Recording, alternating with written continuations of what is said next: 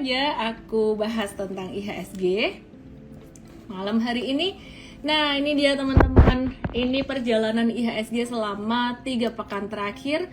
Sempat konsolidasi menunggu kabar FOMC meeting dan kemudian ini antisipasi tapering. Dan kemudian setelah ada info tentang tapering, pengumuman bahwa akan ada pengurangan 15 billion US dollar setiap bulan. Nah, ini malah naik. IHSG-nya gap up di sini. Cuman karena GDP Indonesia kemarin ekspektasinya jadi keluarnya di bawah ekspektasi, IHSG-nya stagnan. Nah, baru hari ini nih bagus nih, pattern-nya cukup bagus. Meskipun demikian teman-teman, sekarang ini IHSG ini masih dalam masa sideways-nya. Range-nya berapa? 6850. 6850 ini merupakan resisten sakralnya dan juga sampai ke 6680. Jadi 6480 sampai 6680-an ya. IHSG akan bergerak zigzag di situ. Jadi kalau saya perhatikan besok gimana? Besok itu sekitar 55% cenderung naik ya. Jadi kemungkinannya nggak begitu besar juga karena trennya masih sideways. 55% cenderung naik dan setelah itu masih bisa akan koreksi lagi kemungkinan. Jadi petanya mungkin ya kayak gini nih. Kemungkinan setelah naik sampai ke sini 6680 dia bisa. Mau dapat bimbingan intensif belajar saham dan referensi? Bisa tanya jawab secara intensif? Yuk, daftar mtrade sekarang di mtrade.id/whatsapp atau klik di bawah sini ya. Semuanya. Halo Malika, PJM Indrawidipe, take my pre-love out, please. Kalian diiklanin. Tristanto Irawan, Liu VP 5, John Chang, Joseph Handoko, Jason. Hai, apa kabarnya semuanya? Hai Yuandi, gimana portfoliomu hari ini? Hai Daniel Dwi Seputroci, Sulis Wiono, Michael Argi, M Ardina Ardiata. Oke, halo Joman Nasya, halo Bu Lili, halo Joseph Handoko, Sani Muslimah, and everyone, gimana kabarnya kamu hari ini? Hari ini kayaknya udah mulai ijo-ijo nih ya. Jadi hari ini kalian tadi ada beli apa? Ada beli saham apa? Ada jualan apa? Terus gimana kabar portfoliomu hari ini?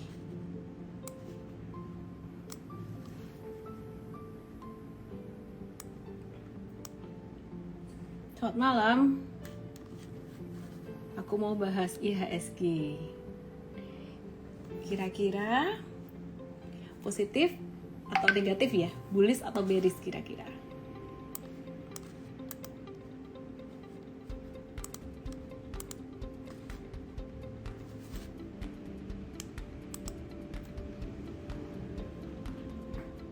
Halo Susan, halo Bunda Bunder. Oke, aku langsung aja ya bahas IHSG karena udah 1000 lebih juga yang nonton, yang nunggu-nunggu kabar market gimana nih, Aku share chart aku dan teman-teman yang Sabtu kemarin udah nonton seminar analisis teknikal yang part 2 ya, semoga semakin tercerahkan. 2 minggu yang lalu kita belajar analisis teknikal part 1 tentang tren, tentang support resistance. Terus kemarin last week kita belajar chart pattern, dan this week masih seri technical analysis gratis. Download aplikasi mtrade sekarang supaya Sabtu nanti kamu bisa nonton seri yang ketiga. Kita akan bahas tentang candlestick ya, candlestick, dan kalau waktunya cukup kita akan bahas tentang indikator. Oke? Dan nanti setelah itu bahas apa ya? Kita akan bahas tentang strategi trading ya. Jadi basic-basicnya 3 minggu ini kita pelajari. Dan teman-teman, kalau dulu aku ngajar kayak gitu tuh di workshop 2 hari, sekarang bisa secara online nih. Jadi teman-teman bisa nikmatin secara gratis juga melalui mtrade. Download aplikasi mtrade, dan ke depan kita akan semakin banyakin konten gratis juga buat teman-teman, baik yang edukatif maupun yang bersifat informatif juga. Oke, langsung aja aku bahas tentang IHSG malam hari ini. Nah, ini dia teman-teman, ini perjalanan IHSG selama 3 pekan terakhir. Sempat konsolidasi menunggu kabar FOMC meeting dan kemudian ini antisipasi tapering. Dan kemudian setelah ada info tentang tapering, pengumuman bahwa akan ada pengurangan 15 billion US dollar setiap bulan. Nah, ini malah naik. IHSG-nya gap up di sini. Cuman karena GDP Indonesia kemarin ekspektasinya jadi keluarnya di bawah ekspektasi, IHSG-nya stagnan. Nah, baru hari ini nih bagus nih, pattern-nya cukup bagus. Meskipun demikian teman-teman, sekarang ini IHSG ini masih dalam masa sideways-nya. Range-nya berapa? 6850. 6850 ini merupakan resistance sakralnya dan juga sampai ke 6680. Jadi 6480 sampai 6680-an ya. IHSG akan bergerak zigzag di situ. Jadi kalau saya perhatikan besok gimana? Besok itu sekitar 55% cenderung naik ya. Jadi kemungkinannya nggak begitu besar juga karena trennya masih sideways. 55% cenderung naik dan setelah itu masih bisa akan koreksi lagi kemungkinan. Jadi petanya mungkin ya kayak gini nih. Kemungkinan setelah naik sampai ke sini 6680 dia bisa koreksi dikit sampai ke 6600. Jadi 6600 tuh area support MA-nya. Jadi bisa kayak gini. Gini terus naik lagi. Oke ya, jadi kalau kayak gini bentuknya apa? Seandainya benar-benar terbentuk seperti ini jadi cup with handle kalau misalkan kayak gini ya. Jadi kita lihat nanti apakah akan bentuk kayak gini atau enggak. Oke, sebelumnya aku kelupaan kasih disclaimer bahwa Instagram Live malam hari ini dan semua edukasi yang kita berikan baik melalui Instagram maupun melalui Mtrade berdasarkan analisis teknikal dan fundamental. Namun masih ada resiko market ya yang harus diantisipasi masing-masing. Oke. Kwang Chan mau nanya, kalau hanya belajar charting aja tanpa mengerti bandarmologi bisa nggak? Sebenarnya charting ini adalah ilmu untuk kita bisa mengenali supply and demand. Bandarmologi ini kan juga supply and demand, tapi kan berdasarkan flow. Jadi ngeliatin flow ini kemana, ke sekuritas mana kayak gitu. Dan itu sepertinya lebih dalam rentang waktu yang lebih minor sih. Kalau kita ngeliatin chart sebenarnya kita bisa ngeliatin juga kayak gerak smart money ini arahnya kemana, karena kita tahu kapan volume tinggi ditransaksikan, kapan volume yang rendah kayak gitu ya. Jadi kapan daya beli besar, kapan tekanan jual besar itu kita tahu. Jadi sebenarnya lewat chart aja udah bisa. Melisan, lebih berharga diajarin ilmunya. Thank you Miss, udah baik hati Ci. Bisa aja kamu bikin aku seneng. Oke, sama-sama yang udah nonton tiap hari, thank you ya. Hari ini saham Bank Digital manggung. Tadi pagi juga udah diantisipasi di morning briefing Mtrade. Sebelum aku bahas tentang bank digital, teman-teman, aku akan bahas dulu tentang sentimen global dan pastinya juga sentimen nasional ya. Jadi dari US sendiri ini menganggarkan mengesahkan anggaran infrastruktur 1 triliun US dollar gitu ya. Jadi jumlah tersebut merupakan anggaran terbesar, anggaran infrastruktur terbesar dan tertinggi di Amerika Serikat selama beberapa puluh tahun terakhir gitu ya. Jadi ini dampaknya kemana sih? Dampaknya akan lebih mengarah pada sektor metals karena ada potensi kenaikan permintaan tembaga, nikel, baja dan yang merupakan salah satu bahan dari pembangunan infrastruktur itu sendiri gitu. Jadi bagus untuk metals ya, demand-nya akan semakin meningkat. Nah terus kemudian pengangguran di AS di mana di Amerika. Data pengangguran di Amerika itu naik jadi 531.000 dari sebelumnya 312.000 dan angka itu sebenarnya agak-agak kurang bagus ya, tapi ya masih on track, masih oke lah, nggak sampai jelek banget gimana gitu. Nah terus kalau dari dalam negeri sendiri gimana nih? Ini ada dari sektor batubara, sentimennya tentang gasifikasi batubara gitu. Jadi pemerintah ini menyebut sudah mendapatkan suntikan dana investasi atau sovereign wealth fund untuk industri gasifikasi batu bara, ngomongnya. Jadi udah dapat suntikan dana investasi untuk industri gasifikasi batu bara dan turunannya dari hasil lawatannya ke Dubai kemarin ya. Jadi ada dealnya nih kemarin Presiden Jokowi kita lihat pergi ke Dubai, ini ada sentimen positifnya gitu. Nah, hal ini akan jadi satu hal yang positif buat dua perusahaan batu bara lokal yaitu PTBA dan juga Indi. Oke. Kenapa? Karena dua perusahaan itu dia yang memiliki proyek gasifikasi batu bara dan proyek batu bara menjadi dimethyl ether atau DME. Oke, terus kemudian masih dari dalam negeri ya, nanti kita akan bahas untuk sentimen batu bara pastinya. Dari dalam negeri saat ini kita lihat bahwa Consumer Confidence Index atau indeks kepercayaan konsumen di Indonesia itu naik ya, naik lumayan dari angka 95 sampai angka 113,4, dan angka ini merupakan yang tertinggi dalam sekitaran setahun terakhir gitu ya, bahkan dari awal tahun Januari dibandingkan dengan sekitar Oktober tahun lalu itu angka sekarang ini paling tinggi, Consumer Confidence Index IKK-nya paling tinggi. Artinya apa sih? Artinya bagus dong, perekonomiannya bergerak ya. Dan kemudian besok akan dirilis data retail sales Indonesia. Diprediksi sih masih agak-agak flat ya, karena September kemarin itu PPKM ya, jadi beda dengan data IKK. Kalau IKK tuh datanya per Oktober, jadi udah naik tinggi setelah PPKM. Tapi kalau data retail sales ini retail sales per September, jadi ya angkanya mungkin belum begitu bagus. Cuman retail sales Oktober mestinya nanti ke depan akan lebih baik gitu. Oke, nah terus hari ini banyak ditanyain itu saham BBCA ya. Aku update dulu untuk saham big caps perbankannya. Nanti aku akan bahas pertanyaan teman-teman. Dan pastinya kalau bisa ada pertanyaan yang di luar saham, gak cuma saham. Alisnya ketebelan dikit di sini, gak bisa dihapus pula. Oke, jadi merasa aneh. Ya sudahlah. Oke, kita lihat BCA aja, nggak usah liatin alis saya. Oke.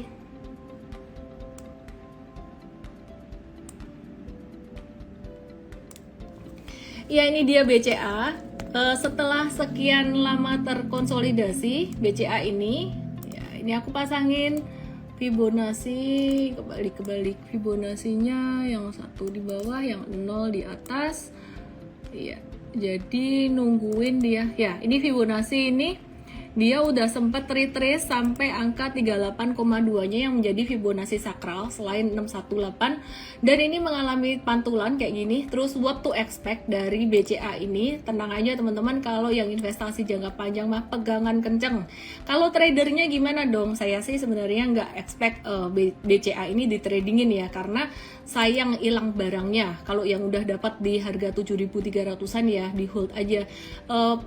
Kira-kira path-nya bakalan kayak gini sih. Jadi dia mungkin nggak akan langsung naik ke atas. Bentar, aku hapus dulu, aku ulang path-nya ya. Ini mirip kayak IHSG, hari ini naik dikit, kemungkinan besok masih naik lagi. Kalau koreksi sampai MA20-nya di sini sekitaran 7.475, baru kemudian mungkin zigzag dulu baru sampai ke level 7.800-an gitu ya. Nah, terus kalau BRI gimana? Turunin dikit. Ya, BRI gimana?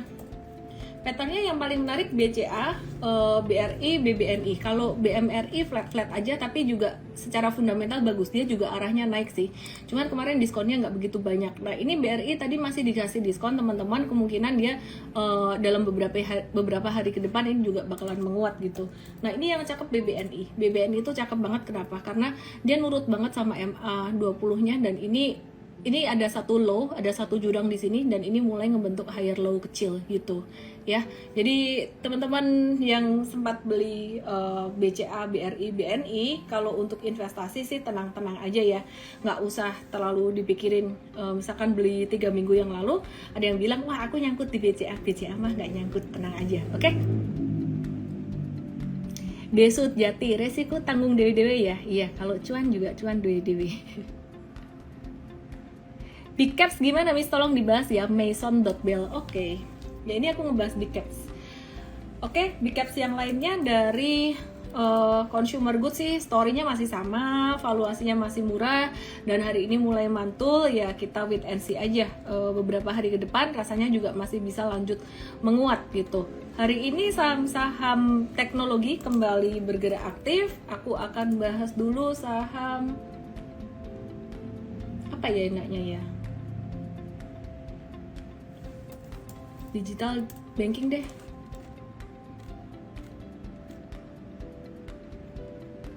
Oke, aku bahas BBYB ya. Udah lama banget nggak bahas BBYB ini. Dan udah lama banget aku jarang trading saham perbankan digital. Baru hari ini tadi, kok menarik banget patternnya. Jadi ini yang kita udah antisipasi dari pekan lalu dan juga di seminar Sabtu analisis teknikal tuh kita juga udah sempat bahas ini.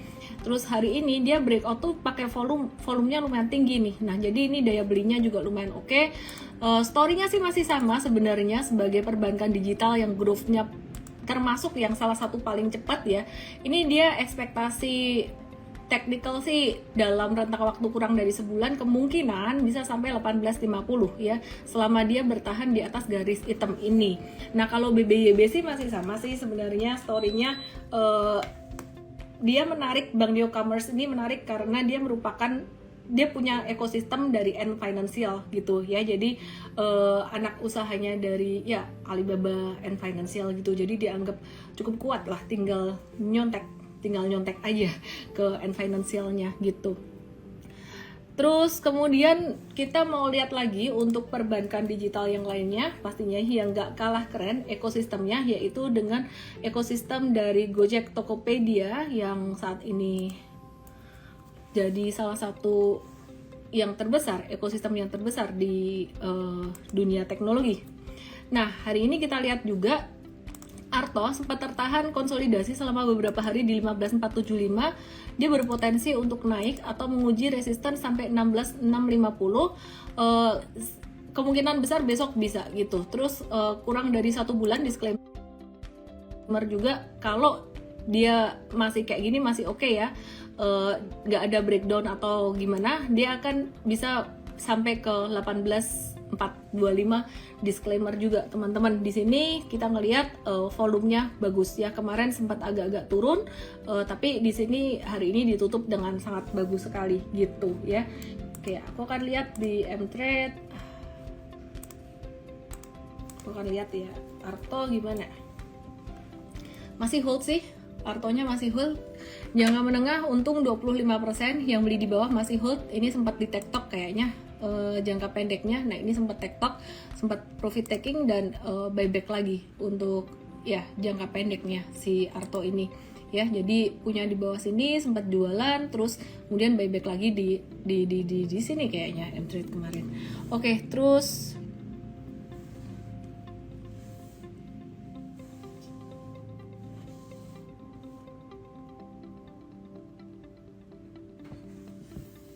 mau Mtrade-nya dong Miss, download gratis aja. Sekarang banyak kok ininya, edukasi gratis. IPO-nya Mitratel pengaruh nggak ke TLKM? Kita akan bahas dalam acara terpisah ya, khusus ya. Nanti kapan-kapan aku mau Instagram live-in bareng dengan Mitratel langsung nih. Budi Kaiing, Miss mau nanya yang dilihat dari running trade itu apa aja ya untuk bisa masuk? Yang dilihat apa aja ya? Frekuensi nomor 1. Jadi frekuensi, terus kemudian 2 volume, ya frekuensi, volume, terus likuiditas bid overnya, terus kita lihat chartnya gitu. Waki Daries, Medco nyangkut gimana? Medco sendiri kalau sentimen dari global kayaknya OPEC Plus tuh masih belum mau naikin produksinya yang signifikan banget ya, menolak permintaan atau saran dari pemerintah Amerika. Jadi belum akan ada lonjakan supply, harusnya masih oke-oke aja secara harga. Chartnya kayak gini untuk Medco di area support sih. Jadi ya sekarang sih masih di support banget. Support berapa dia? MA 100 cukup kuat. Kalau cut loss di sini agak-agak telat dan ini udah konsolidasi beberapa hari. Ada kemungkinan mantul gitu. Jadi IHSG juga udah konsolidasi sekitaran 3 pekan dan kali ini nggak ada sentimen negatif, hampir nggak ada sentimen negatif. Terutama kalau COVID-19-nya juga masih terkendali gitu. Jadi saya rasa sih ini bisa mantul. Azari 1503 BNBA, ya kita kembali ke perbankan digital. Wih, 2 hari dia auto reject atas berturut-turut. Buat kamu yang nggak dapat ini, nggak usah stres, nggak usah pusing, ya. Karena ya ini saya sendiri juga nggak trading di sini sih, karena kemarin kita masih antisipasi IHSG-nya masih konsolidasi banget kan ya.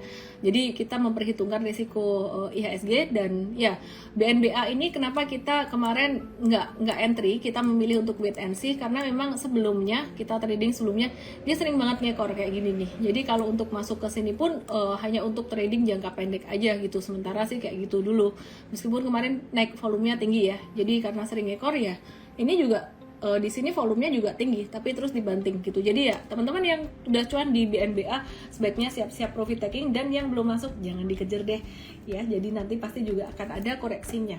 Terus selain BNBA tadi yang rame juga ada baca. Aku nggak tahu DM Trade kemarin ada BNBA nggak ya?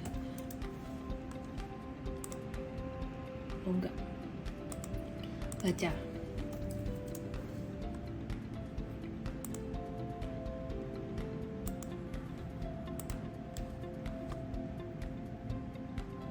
Oke. Ini baca atau Bank Capital Indonesia, beberapa waktu yang lalu banyak yang bilang, banyak yang nanyain tentang baca waktu di sini. Ini banyak turun-turun ya. Hari ini mulai ada tanda-tanda akumulasi lagi. But be very careful, yang ini resikonya juga sangat tinggi sekali. DM trade ada, tapi ini untuk trading cepat aja rasanya ya. Jadi hati-hati, ini bukan buat pemula saham ini gitu. Oke.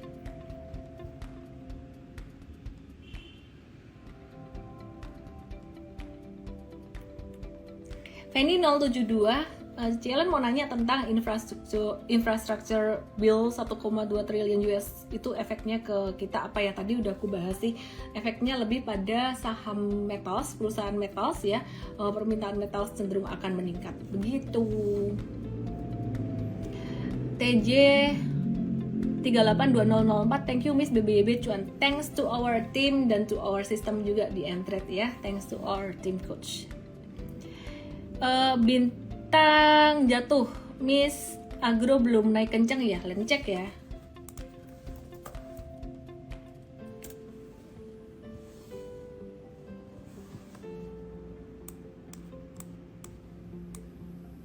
Ya, Agro belum naik kenceng sih, belum. Jadi ada kemungkinan juga ini dia bentuk pattern apa nih? Hayo yang ikut seminar hari Sabtu kemarin, coba dijawab. Yang betul aku kasih Mtrade. Apa nih?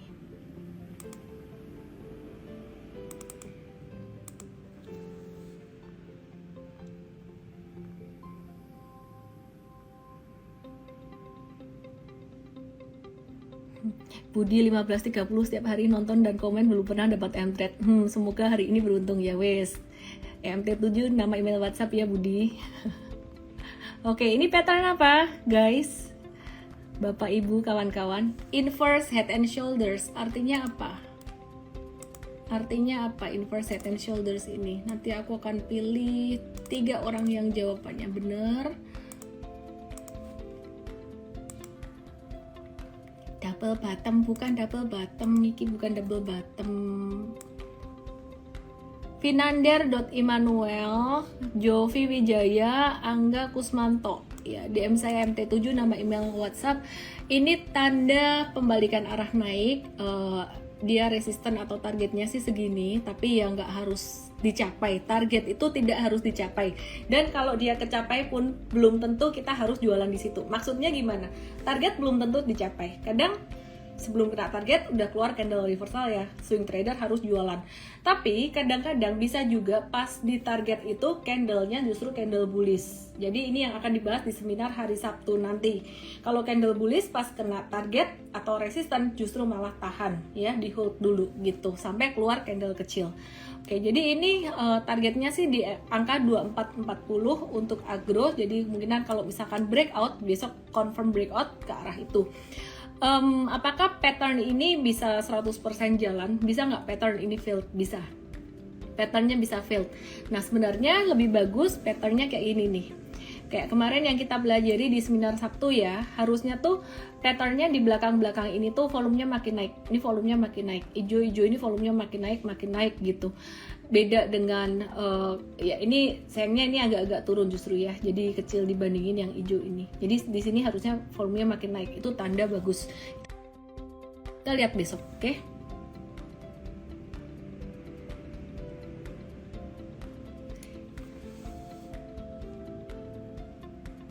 X5S IHNS kalau lewat neckline baru naik. Oke, di MT7 yang namain WhatsApp karena jawaban kamu bagus.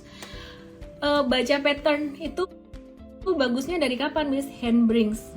Dari kapan ya? Maksudnya rentang waktunya. Coba bentar. Kalau daily chart sih aku ngelihatnya sekitar 1-3 bulan sih. 1-3 bulan patternnya. Jadi chartnya keseluruhan kotak window chart itu aku buka sekitaran 6 bulan sampai 1 tahun kayak gini kan. Ini kan sekitaran 6 bulan sampai 1 tahun. Jadi dari Agustus sampai November atau dari Januari. Ya 6 bulan sampai 1 tahun lah sekitaran itu. Tapi kalau lihat patternnya sendiri biasanya dia terbentuk dalam 1 bulan sampai 3 bulan gitu.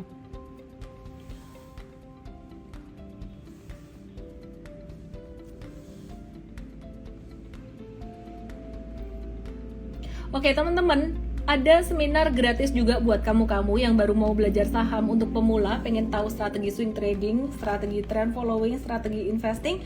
Teman-teman bisa download aplikasi Mtrade dan tonton setiap jam 4. Caranya ikut adalah klik banner di atas itu setiap jam 4 sore ya. Jadi setiap jam 4 sore teman-teman ada acara itu dan gratis. Teman-teman bisa belajar bareng dengan coach-coach kita yang sangat luar biasa.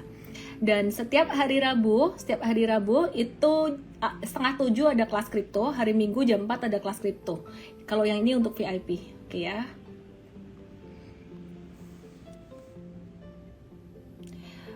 Wahyu Pradana, rekaman edukasi di record nggak? Yang edukasi Sabtu kemarin di record, tapi rekamannya khusus untuk yang VIP doang gitu. Oke.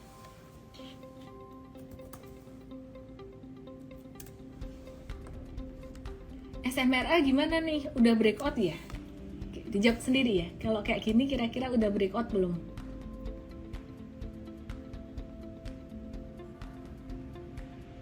Ini belum breakout. Jadi aku tarik satu garis. Ya masih di support lah. Ini masih di support sini. Belum breakout ya. Godis, cara buat garis support resisten dengan mengubah candle menjadi line bagus nggak? Maksudnya candlestick chart jadi line chart? Nggak sih, aku lebih suka candlestick chart karena informasinya lengkap. Jouman Nasye, setiap pola apabila breakout neckline dengan volume tinggi bisa take profit sebagian dulu, hold karena ada kemungkinan melanjutkan kenaikan. Enggak sih, kalau aku dia misalkan baru breakout dari pola, dari satu pattern, volumenya tinggi banget, candlenya panjang, kalau aku sih aku tungguin gitu. Aku tungguin, misalkan dia kencang banget naik sehari, aku tungguin besoknya. Biasanya hari kedua kalau saham Indonesia ya, hari kedua tuh masih bisa naik, tapi candlenya udah mulai agak mengecil, profit taking di hari kedua atau hari ketiga untuk swing trader.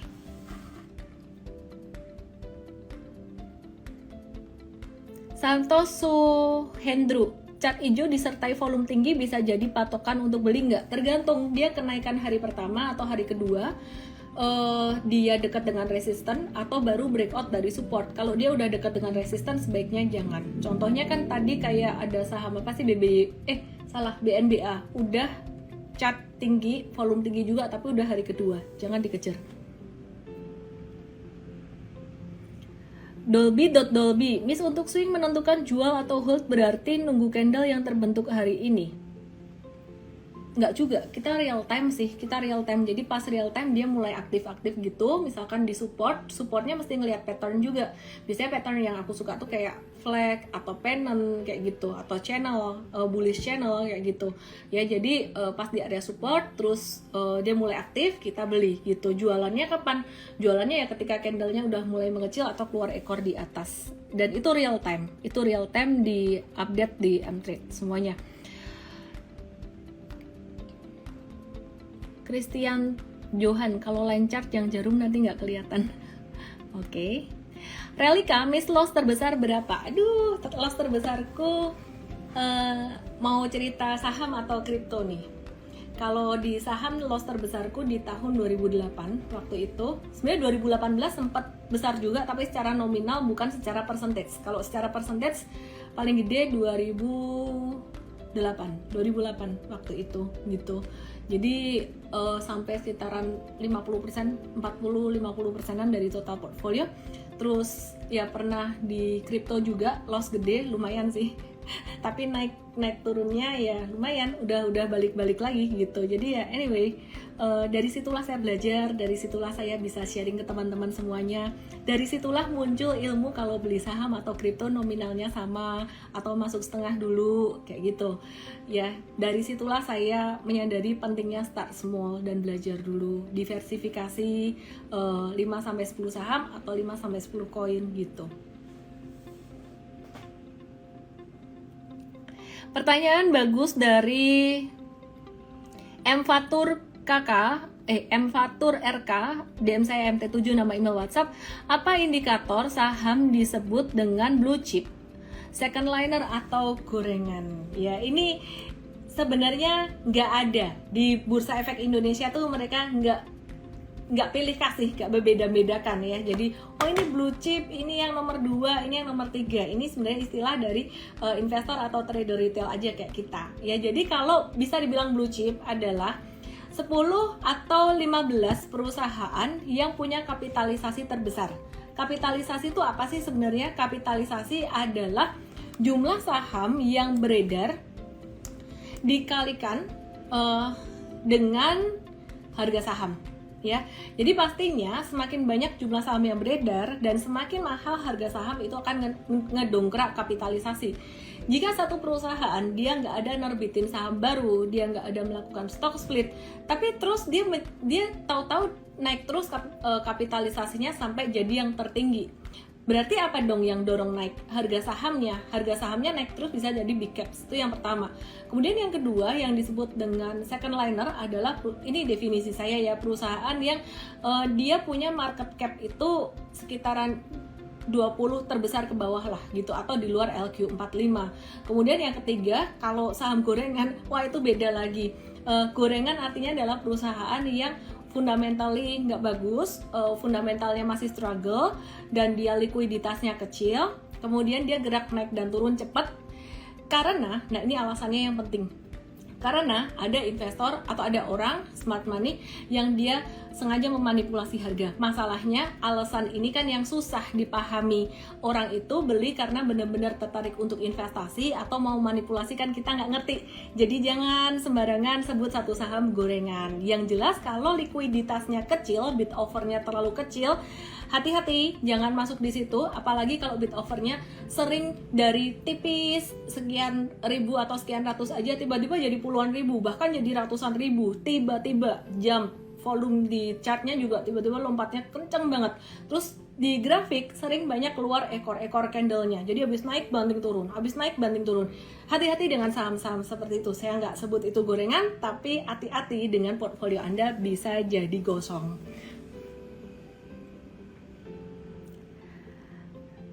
Oke, ini ada pertanyaan lagi dari siapa nih? FCC LDNM. Habis ini aku akan bahas saham-saham lagi. Miss, yang baik itu trading setiap hari atau gimana? Enggak, trading tuh nggak harus setiap hari, beli saham nggak harus setiap hari, tapi yang jelas setiap hari kamu harus belajar, tiap hari harus mantau market, pastinya kamu akan jadi semakin tajam gitu. Miss, analisiskan IPO yang bisa big cap itu pertanyaan. Oke. Aku jawab ya. IPO yang bisa big cap adalah IPO dari perusahaan. Simple, jawabnya gampang. IPO dari perusahaan yang nerbitin saham banyak dan juga harga sahamnya mahal. Udah pasti nanti langsung jadi bisa big cap ya. Oke. Simple ya jawabnya. Ini ada yang nanya lagi.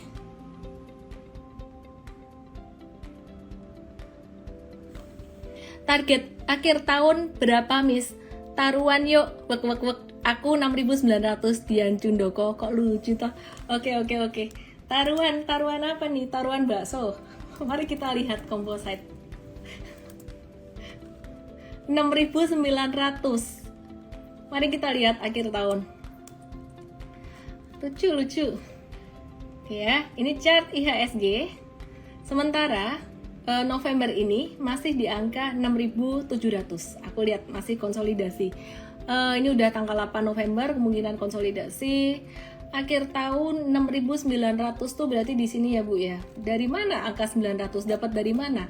Kalau aku buletin jadi 7.000 mau nggak?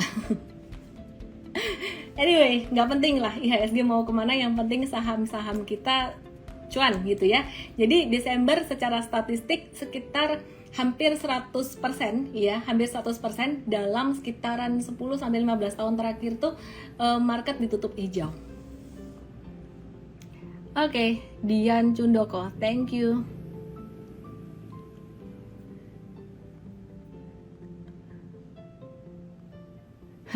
Ilmu Dede Ariana Edwards, ilmunya misalnya dari semua, kira-kira kapan seminar offline? Jangan online terus, Jakarta udah level 1. Oke, ya ntar kapan-kapan ya. Tapi saya keasikan dengan online nih, karena online bisa ketemu siapapun dari seluruh Indonesia. Dan online nggak perlu mikirin aku harus pakai sepatu apa ya. Jadi ini dress up atasnya doang nih. Simple banget ya hidup kita di masa pandemi saat ini. Priscilla.dewi 44 bis, kalau saham maksimal 10 ya. Sebenarnya tergantung juga dari ilmu kamu dan berapa banyak duitnya buat investasi saham. Kalau duitnya sampai miliaran, sampai puluhan miliar, ya 10 itu kurang, 10 itu dikit. Tapi kalau untuk investor pada umumnya, dengan modal pada umumnya, yang saya sempat ada survei juga untuk user kita, itu ya 10 saya rasa udah ideal lah buat teman-teman semuanya, maksimal itu ya, maksimal banget. Kalau modalnya kecil itu berapa? Kecil itu di bawah 10 juta deh, itu sekitar 5 aja. Kalau bisa jangan lebih dari itu. Tapi aku pengen testingnya banyak nih, aku takut sama resiko. Jadi kalau tradingnya 10%-an atau 10 saham, resikonya kan kecil, whatever, nggak apa-apa, bebas aja. Yang penting kamu nyaman.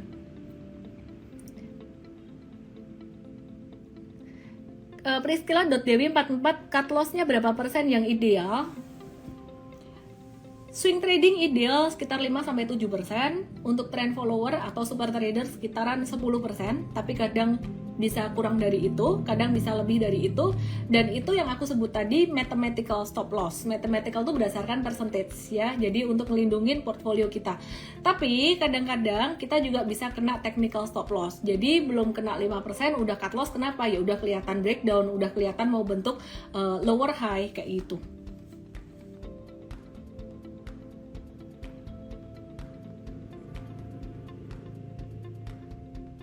Thomas Sanjaya, perlu diingat tidak menjamin. Iyalah, kalau yang menjamin itu investasi bodong. Hati-hati kalau sampai ada investasi yang berani menjamin cuan. Riko Aditya, malam ini pertanyaan bagus-bagus ya. Kalau mau position pilih momentum mantul di support atau saat golden cross. Position momentum maksudnya mau trend following kali ya, mau super trader. Pilih mantul di support atau saat golden cross. Jujur, aku jarang banget loh trading pakai cara golden cross kayak gitu. Aku lebih banyak tradingnya tuh pakai trend line atau pakai garis horizontal line dari high and low itu, atau pantulan dari support MA kayak gitu. Tapi kalau golden cross-nya sendiri baik dari MA, MACD ataupun stokastik jarang banget diperhatiin. Wah, celana pendek nih Miss. Big cap tidak menjamin harga pasti naik, Thomas Sanjaya. Iya betul. Jadi big cap naik kalau pas lagi ada investor gede tertarik masuk. Contohnya kayak beberapa waktu terakhir ini dari bulan November kemarin. Sebelum November juga big capsnya nggak jalan-jalan. Kenapa? Karena big investor, smart money itu benar-benar mereka masih takut dengan COVID-19 di Indonesia. Baru setelah COVID-19-nya mulai turun, mereka mulai invest di perusahaan-perusahaan yang fundamentalnya bagus, revenue dan earnings-nya cukup sustainable, kemudian rajin bagi dividen dan kapitalisasinya gede, dan salah satunya adalah BCA.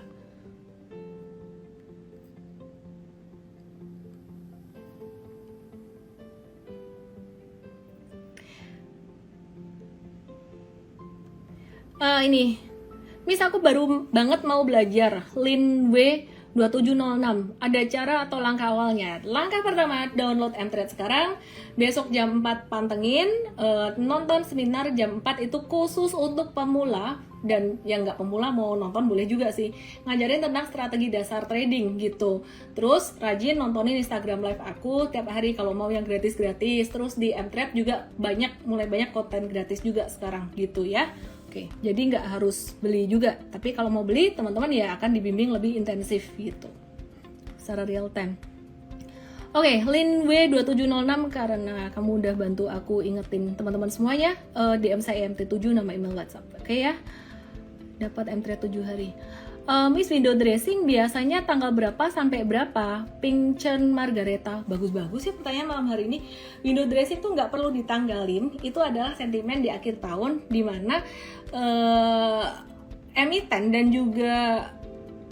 juga fund manager atau asset management cenderung mengemas portfolionya, jadi kayak kado itu dihias dengan bagus gitulah kira-kira ya dalam tanda kutip. Nah, jadi itu mengakibatkan harga saham juga cenderung naik ya, cenderung naik gitu. Nah, biasanya sih di November dan Desember gitu. Terus Januari kadang-kadang juga masih berlanjut, disebut dengan January effect. Tapi setelah Januari we have to be very careful. Di Archangel 89 Ellen malam ini semangat. Sebenarnya aku ngantuk sih. Aku semangat karena kalian semangat. Oke, kita coba Malibu Dock Hotel. Ini tadi kan cerita pernah rugi 50%. Itu gimana cara balikinnya? Apa cut loss atau average down? Pernah rugi 50% waktu itu, cut loss waktu itu, terus tukar saham, switch saham. Kebetulan timingnya pas banget, jadi pas cut loss terus tukar saham, sahamnya naik gitu. Mungkin jangan dilihat sahamnya apa ya, waktu itu aku cut loss di Bumi, terus kemudian ASI aku masih hold, waktu itu rugi tapi masih hold karena lihat fundamentalnya cukup oke dan balik lagi. Terus kemudian yang aku cut loss di Bumi waktu itu aku masuk ke CTR. Anyway, jangan dilihat nama emitennya, it's all about timing, itu cerita masa lalu gitu. Ya intinya sih itu jadi satu pelajaran yang gede banget buat aku. Oke, sekarang aku akan bahas saham-saham lagi ya. Sebelumnya aku akan pin beberapa pertanyaan yang bagus-bagus. Aku akan bahas saham yang lain. Enaknya bahas saham apa ya?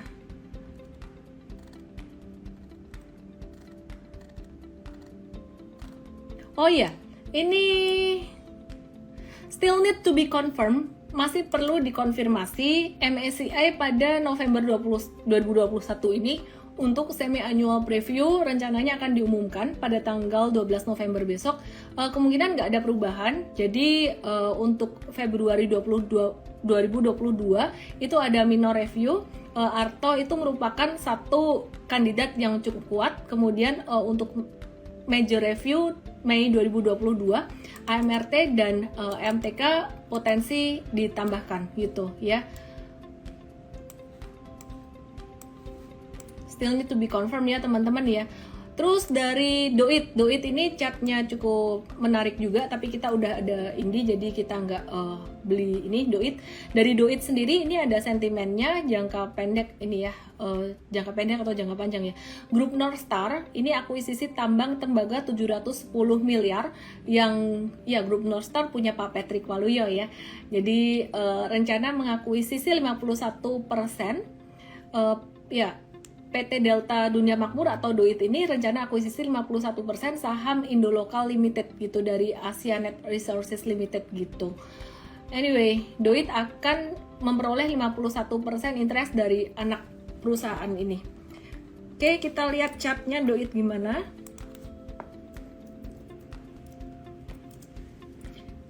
Apa yang kalian lakukan kalau serba salah? AC dinyalain kedinginan, tapi kalau dimatiin kepanasan. Jadinya kayak gini.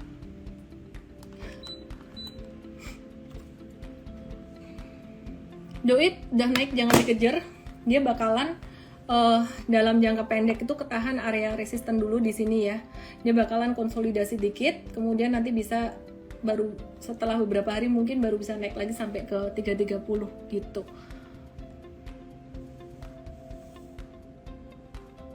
Oke, ini ada yang nanya, Yogi E Prima, kalau invest sudah bertahun-tahun dan udah cuan, bagusnya take profit di kuartal 4 atau hold sampai tahun depan. Investor kalau take profit jangan ngeliatin kuartalnya, jangan ngeliatin harganya, liatin valuasinya. Terutama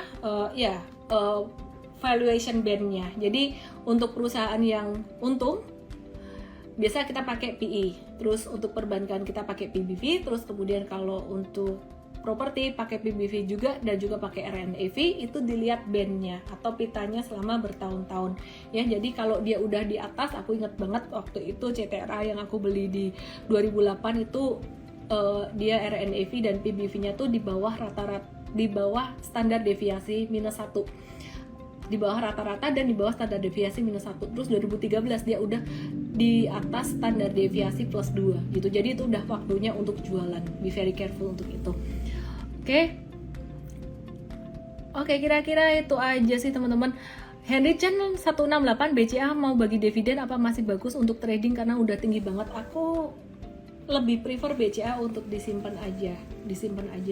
Karena nanti teman-teman tradingin tahun depan, Mtrade sih ada kasih petunjuk karena banyak yang nanya kayak gini juga gitu untuk BCA trading. Tapi ya personally BCA hold aja lah, nanti tahun depan kalian nyesel nggak dapat harga yang semurah sekarang. Which is sekarang juga udah nggak murah sebenarnya secara teknikal juga.